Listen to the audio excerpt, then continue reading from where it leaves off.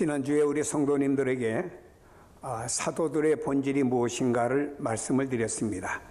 사도들은 말씀을 전파하는 것과 기도하는 것이 사도들의 본질이라고 말씀을 드렸습니다.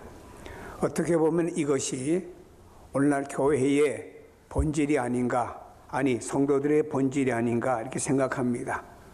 우리의 신앙에는 하나님의 말씀과 기도, 그리고 또 하나님께 드리는 찬양, 이것이 모든 예배의 전부가 아니고 무엇이겠습니까? 오늘날 한국교회가 여러 가지 이벤트나 이런 것들이 끌림이 되어서 교회 나가는 현상도 있습니다마는 그러한 것들은 전도의 도구로 사용되어질는지는 몰라도 교회의 본질은 아닙니다. 교회의 본질은 바로 기도와 또한 말씀밖에는 없다는 것을 우리가 다시 한번 기억하면서, 저는 오늘 누가복음 18장 1절로 8절의 말씀을 가지고 낭망치 말고 기도하는 성도가 되자고 하는 주제로 말씀을 전하려고 합니다. 스펄전 목사는 이렇게 말했습니다. 10년을 염려하는 것보다 차라리 10분 기도하는 것이 낫다라는 말을 했습니다. 조지 밀러 목사님은 늙어갈수록 나이가 많아질수록 기도를 많이 해야 신령한 일이 냉랭해지지 않는다고 하는 말을 남겼습니다. 간디는 말하기를 기도는 아침을 여는 열쇠가 되고 저녁을 잠그는 빗장이 된다고 하면서 하루가 기도로 시작해서 기도로 마치는 것, 쉬지 않고 기도하는 것이 성도의 삶이라고 우리에게 소개하고 있습니다. 엘리야는 우리와 성정이 같은 사람이고 인간이었지만 그 하나님 앞에 비가 오지 않기를 기도하였더니 이 땅에 3년 6개월 동안 비가 내리지 않았습니다. 다시 비가 오기를 기도하였더니 소나기가 나르게 되었죠. 여러분, 우리가 왜 기도를 드려야 됩니까? 그 이유 중에 하나는 우리가 하나님을 믿기 때문이라고 하는 것입니다. 하나님께 대한 우리가 하나님을 의지합니다는 표현 중에 하나가 기도이고, 하나님 당신의 주권 속에서 모든 것이 진행되고 있습니다 라고 인정하면서 그 하나님 앞에 무언가 구하는 것이 기도라고 볼 수가 있습니다. 인간은 하나님의 말씀을 거역하다가 결국에 에덴 동산에서 쫓겨나게 되었습니다. 그러므로 인생의 모든 불행과 인생의 고통과 사망, 심판, 이 모든 아래 인간이 놓여 있게 되었던 것입니다. 그래서 인간들은 우주의 창조자이시고 섭리자 하나님께 자신의 사정을 아뢰어 그분의 도움을 받고자 하는 것이 바로 기도라고 하는 것입니다. 기도를 가리켜 아타르라고 부르는데 제물을 바치다, 혹은 연기가 위로 올라가다, 이런 뜻이 이 안에 담겨져 있습니다. 다시 말해 기도가 무엇이냐? 연기가 위로 올라가는 것처럼 우리가 드려지는 모든 내용들이 하나님께 올라간다고 하는 것을 말씀한 것입니다. 기도자의 청혼은 항상 하나님께 있고, 하나님은 구약의 이스라엘 백성 전체와 개개인의 기도를 들으시는데 저들의 탄식과 간구가 다 그 기도 속에 포함되어져 있음을 볼 수가 있습니다.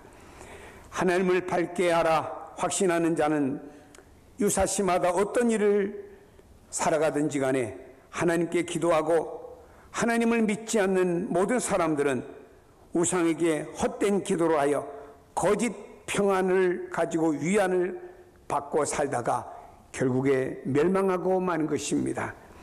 살아계신 하나님을 나의 하나님으로 믿고 기도하는 자에게 필이 넘치는 동정과 사랑과 응답으로 임하여 주실 것을 저희들은 믿습니다. 육신을 입고 이 땅에 오신 예수님이 기도하셨어요. 예수님은 기도의 사람이었고, 예수님은 기도의 신비를 잘 아셨습니다. 그 기도의 법칙 하에서 일생을 살아가셨고, 예수님은 유사시마다 산과 들에 나가셔서 밤새 기도하시는 것을 그의 일과로 삼으셨습니다. 예수님의 생애 첫 공생애를 광야 기도 학교에서 거쳐서 마귀가 3가지 시험을 가지고 다가왔을 때 기도하신 예수님은 마귀의 시험을 이기게 되었습니다. 하나님 나라 확장을 위해서 제자를 선택하기 전에 주님은 먼저 밤새 산에 올라가셔서 기도하시고 난 다음에 다음 날에 제자들을 선택하셨습니다. 예수님을 통해서 나타나신 수많은 기사와 이적과 병고침은 바로 기도의 산물임을 말씀하고 있습니다. 또한 십자가 위에 숭고한 복종이 있기 전에도 먼저 겟세마네 동산에 올라가셔서 피 같은 땀방울을 흘리기까지 주님은 기도하셨습니다. 이는 예수님의 인성, 인간의 몸을 입으셨기 때문에 기도 없이는 통과할 수 없는 세상이기에 기도로 시작해서 기도로 예수님은 생을 마감하시면서 하나님께서 이 땅에 보내주신 사역을 완수하시고 감당하신 분이 바로 예수 그리스도이신 줄로 믿습니다. 이러하신 예수님은 오늘 우리 성도들에게 기도하라고 기도를 원하고 계십니다. 너희는 이렇게 기도하라고 하면서 주기도문까지 주님 가르쳐 주셨습니다. 성경에 주님 말씀하시기를 아들이 떡을 구하면 돌을 주며 생선을 구하면 뱀을 줄 자가 누가 있겠느냐. 이 말씀을 하시면서 사람이 악할지라도 자식에겐 좋은 것을 줄 줄 알거든 하물며 하나님께 구하는 자에게 더욱 좋은 것을 주지 않겠느냐고 말씀하셨습니다. 그리고 주님은 내 이름으로 예수님의 이름으로 무엇을 구하든지 내가 전능하신 주님이 시행하시겠다라고 약속해 주셨습니다. 그리고 성경에 구하라 찾으라 두드리라 표현하셨습니다. 그러면 천상의 보고의 문을 열어서 하늘의 온갖 좋은 것을 열어주시겠다고 하면서 우리에게 기도를 교훈하신 분이 바로 예수 그리스도이십니다. 그런데 성도들은 왜 기도에 인색하기만 하고 기도에 욕심을 내지 못할까? 여러분들이 교회가 부흥되기를 원한다고 하면은 여러분들의 힘써 기도하는 내용이 그 속에 들어있어야 됩니다. 가난과 병마와 역경에 처해 있으면은 먼저 하나님께 기도하여야 됩니다. 기도는 천국을 움직이는 요소입니다. 간절한 기도는 하나님의 목적까지 변경시키면서 응답하여 주시죠. 하나님은 40일 후에 니느웨 성을 멸망하시겠다고 선포하셨습니다. 이 선포를 들었던 니느웨 백성들은 동의하며 하나님 앞에 기도할 때 하나님은 그 재앙을 거두셨어요. 멸망하겠다는 재앙을 거두면서까지 저들의 기도를 응답하시고 저들을 긍휼히 여겨 주셨던 것입니다. 히스기야에게 하나님 말씀 전해졌습니다. 내 집을 정리하라.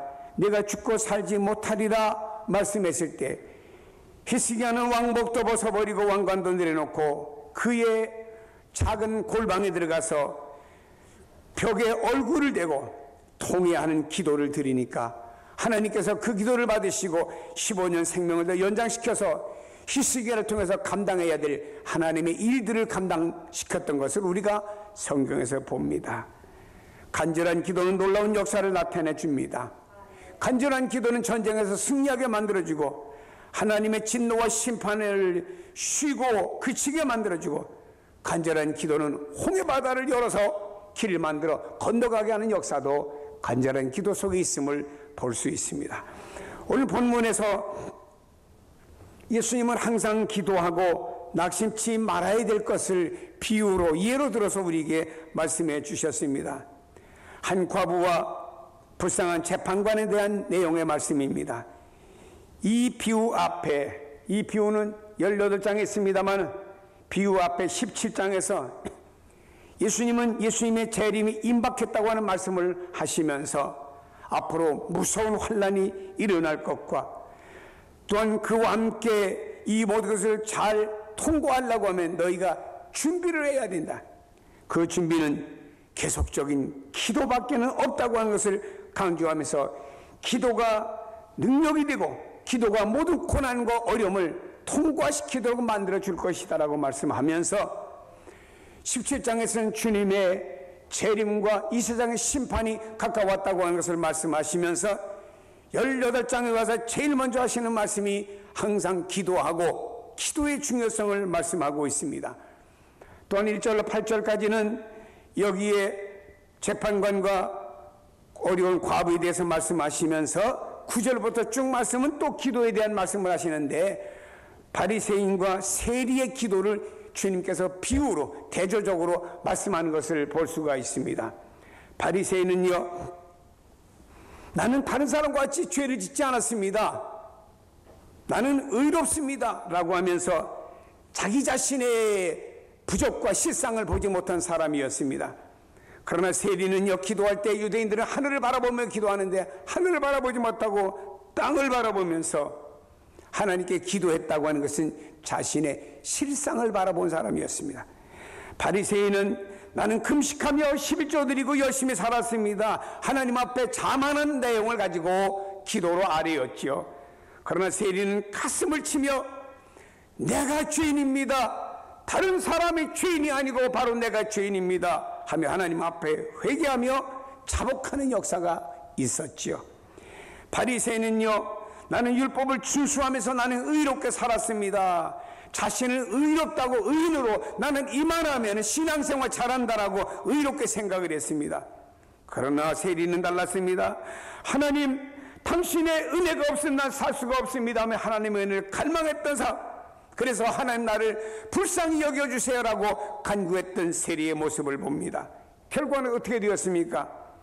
바리새인은 주님께 의인으로 인정을 받지 못했으나 세리는 사람이 볼 때 손가락질하고 세리여 죄인이라고 말하는지는 몰라도 세리는 주님으로부터 의인으로 인정을 받는 사람이 되었습니다. 사랑하는 여러분, 우리가 이 땅에서 기도 없이는 살 수가 없어요. 많은 현대인들이 기도를 멀리하고 기도하지 않고 있습니다. 저는 본문을 중심해서 이번 주와 다음 주를 시리즈로 이 말씀을 가지고 두 번에 나누어서 전하려고 말씀드립니다. 성경은 우리에게 뭐라고 말씀합니까? 그 도시 한 과부가 있어 자주 그에게 가서 내 원수에 대한 나의 원한을 풀어주소서라고 하되라고 말씀합니다. 한 과부가 있습니다. 가난하기 때문에 재판관에게 뇌물을 줄 만한 돈도 없습니다. 그녀는 남편이 없는 과부 홀로 살아가는 사람, 참 힘들게 하루하루를 연명하며 살아가는 사람이었습니다. 당시에는 남자들의 세계관이었고 숫자를 세는 데는 여성이나 아이들은 들어가지도 못하는 이런 인권이 없던 세대 가운데서 그는 그런 남성들 속에 자기는 외롭게 살아가는 홀로 단신 여성이었습니다. 그녀는 그녀의 사연을 가지고 변호하여 줄 법조인, 자기를 조언해 줄 남자 없었습니다. 돈도 없었습니다. 그 여인은 재판관에게 자신을 의뢰할 어떤 권리나 지위나 아무런 권세도 가지지 못했습니다. 그 여인은 핍박을 당하였고 어떤 원수에 의해서 속임을 당했고 학대를 받고 있는 여성의 현주소였습니다. 이 여인의 취한 행동을 보면은 모든 정황에도 불구하고 그래 내 인생에서 끝이다 라고 하지 않았습니다. 가만히 앉아있지 않았습니다. 두 손 놓고 앉아있지 않았습니다. 이 여인은 재판관에 가서 나의 원한을 풀어달라고 요청을 합니다. 이 여인의 원수를 없애줄 것을 요청했습니다. 재판관은 침묵으로 일관을 했습니다. 재판관은 이 여인을 도와주려고 하지 않았습니다. 그 마음은 냉혹하고 거칠었고 그는 불의한 재판관은 이 여인을 도와줌으로 말미암아서 내가 재판에 어떤 경력을 쌓는다든지 내가 어떤 이익이 되지 않는다는 사실을 알았습니다. 그리고 자기의 주머니에 아무런 도움이 안 된다고 하는 것을 알았기에 이 과부를 돕는 일에는요 조금도 관심이 재판관은 없었습니다. 물론 이 내용은 예수님께서 비유로 말씀하신 겁니다. 그러나 여기서 우리에게 주어지는 교훈이 무엇인가요? 기도에는 인내가 필요하고 기도에는 오래 참고 기도해야 된다라고 하는 것입니다. 예레미야가 말씀합니다. 3장 24절에 내 심령에 이르기를 여호와는 나의 기업이시니, 여호와가 나의 기업이라는 말은 이 말입니다. 하나님만이 나의 소유한 모든 것이 최고의 가치고 소망입니다 라는 고백이에요. 오늘날의 현대인들은 하나님만이 나의 최고의 가치고 소망에 두지 않고 다른 것을 최고의 가치와 소망으로 두는 사람들이 너무나 많습니다. 이거는 아닙니다. 예레미야서에 말씀합니다. 여호와는 나의 기업입니다. 하나님만이 나의 최고의 가치고 하나님만 나의 최고의 소망입니다. 그러므로 내가 그를 바라리라. 나 하나님을 바라봅니다. 그리고 25절에가 말합니다. 기다리는 자에게나 구하는 영혼들에게 여호와는 선하시도다. 하나님만을 나의 최고의 가치고 소망을 두고 살면서 그 하나님 앞에 기도하는 영혼들에게 여호와는 선하게 다가오신다라고 말씀하고 있습니다. 야고보서 1장 4절에 보니 인내를 온전히 이루라.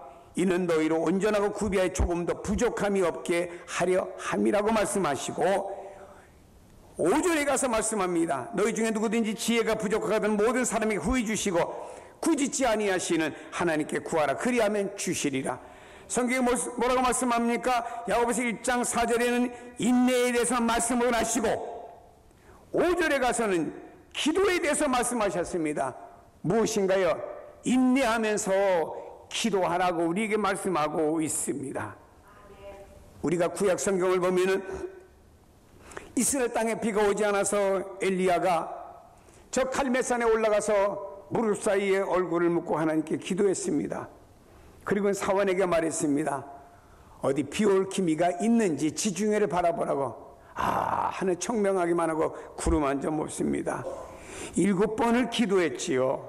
그까지 기도했지요.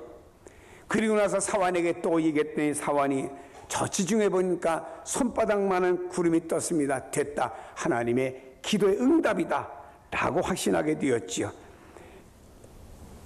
기도는 몇 번 해보다가 포기하는 포기형이 되어서는 안 돼요. 기도는요, 참고 인내하며 내 평생 동안 기도의 줄을 놓아서는 안 됩니다.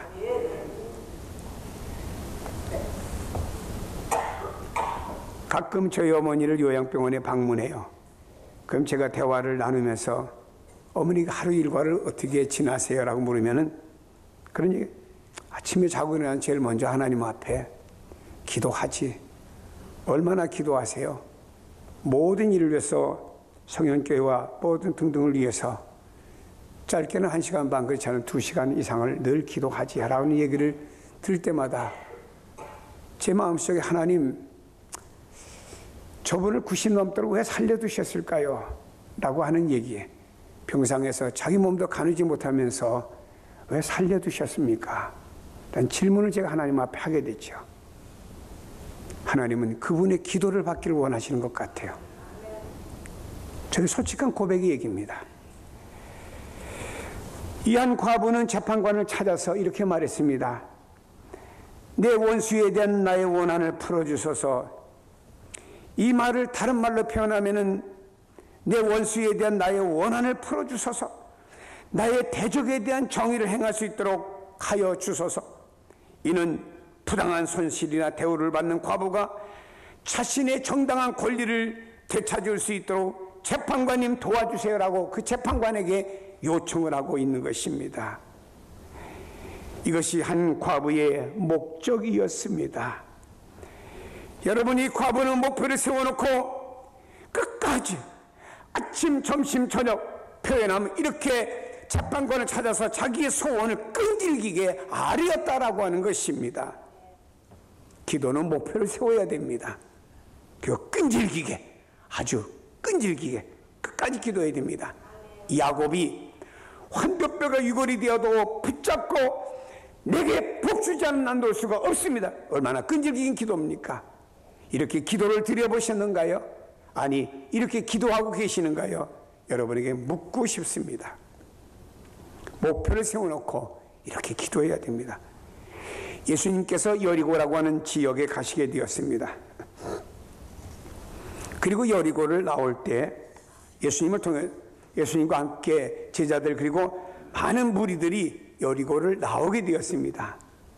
근데 디메오의 아들 시각장애인 바디메오가 길에 앉았는데요. 사람들이 웅성웅성대는데 시각장애인들은 귀는 밝거든요.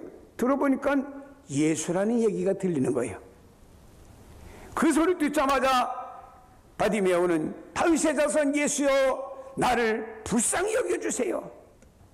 많은 사람들이 말하기, 이 사람아 왜 떠들어 시끄럽게 구걸이나 하지 왜 떠드냐 하고 만류했습니다. 그러니까 이때 바디메오는 더 크게 소리를 질렀습니다. 다윗의 자손 예수여 나를 불쌍히 여기소서. 그때 예수님께서 내게 오라고 불렀습니다. 거지에 하나밖에 없는, 아니 유일한 전부의 재산인 겉옷을 던져버리고 주님께로 뛰어나갔습니다. 여러분, 시각장애인이 잘 보이겠습니까? 안 보이잖아요. 뛰며 넘어지며 주님이 부르시는 방향을 향해서는 뛰어가며 주님 앞으로 나갑니다. 주님이 그가 그 발 앞에 나와 왔을 때 내가 네게 무엇 해주기를 원하느냐 물었습니다. 시각장애인이었던 바디메오는 포기를 원하나이다. 가라, 내 믿음이 너를 구원하였다. 그 순간 눈이 떠진 줄로 믿습니다. 여기 있는 시각장애인 바디메오는 목표가 분명했습니다. 그 목표를 향해서 끝까지 주님을 부르며 나아갔다라고 하는 것이에요.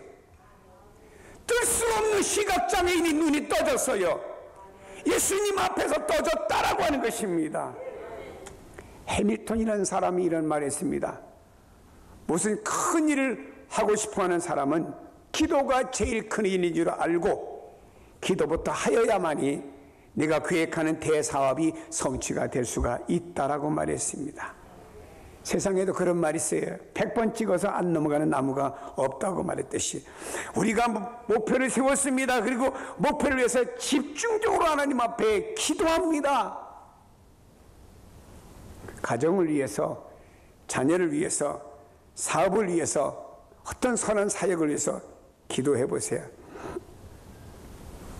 언젠가 어떤 집사님이 아이를 데리고 왔어요. 목사님, 얘를 왜 기도해 좀 해주세요.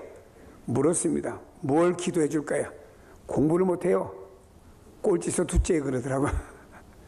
내가 그 아이한테, 야, 너 왜 꼴찌에서 둘째 해가지고 엄마 마음을 이렇게 힘들게 만드냐? 그랬더니 그 아이가 하는 말이, 목사님, 내 뒤 하나 남았어요 그러더라고요. 소크라테스의 글은 읽은 것 같습니다. 기도해 주었습니다. 그리고 엄마한테 얘기를 했어요. 내일부터 나와서 이 아이에게 지혜와 지식과 공부할 수 있는 집중력을 달라고 엄마가 새벽 기도를 해라. 근데 다음 날부터 그 젊은 엄마가 새벽 기도를 나왔더라고요. 그리고 세월이 많이 지났습니다. 나중에 언젠가 예배드리고 안내하는데 그 집사님이 나가는데 문득 그 오래전에 나눴던 얘기가 생각이 나더라고요. 그래서 이제 아이가 몇 학년 됐나 그랬더니 중학교 2학년이래. 지금 공부를 어느 정도 좀 하냐고 물었더니 엄마 대답이 앞에서 두 번째 왔다고 그랬답니다. 한 엄마의 간증이고 고백이지만 이게 우리가 기도를 통해서 누릴 수 있는 성도들의 응답이고 축복인 거예요. 구체적인 제목을 세우세요. 야베스라는 사람이 어떻게 기도했지? 하나님, 나 좀 부자 좀 되게 하시고 우리 좀 편안하게 해주세요 라고 기도했잖아요. 집중적으로 기도했잖아요. 하나님이 내 기도의 소원대로 이루어지기를 원하는 대로 응답이 임하게 된 거예요. 사랑하는 여러분, 재판관을 이어 한 과부가 찾아갔으나 그의 사정을 외면했어요. 그러나 하나님께서는 택함 받은 백성들이 성경에 밤낮 부르짖는 기도를 외면하지 아니하시고 들어주신다라고 이렇게 말씀하고 있습니다. 하물며 하나님께서 그 밤낮 부르짖는 택하신 자들의 원한을 풀어주지 아니하시겠느냐, 그들에게 오래 참으시겠느냐라고 말씀했잖아요. 여러분, 우리에게는 기도를 통해서 온갖 보화를 다 가져올 수 있는 그 능력이 우리 안에, 예수 믿는 성도들 기도 안에 있어요. 왜 힘들다고 눈물 흘리고, 왜 아프다고 가슴을 이렇게 쓰다듬으면서 밤을 지새우고 있습니까? 그 시간에 하나님 앞에 무릎을 꿇으세요. 장소가 가정이든 내 방이든 어디든지 간에 마음의 무릎을 꿇으세요. 기도하면서 하나님의 음성을 듣는데 민감하세요 라고 하는 이야기를 했습니다. 낭망치 마시고 기도합시다. 우리는 인내하면서 참으면서 기도합시다. 하나님께서는 말입니다. 여러분의 목표를 세워가지고 기도할 때 그 기도 외면하지 않고 응답하시는 역사가 반드시 일어날 줄로 믿기를 주의 이름으로 축복합니다.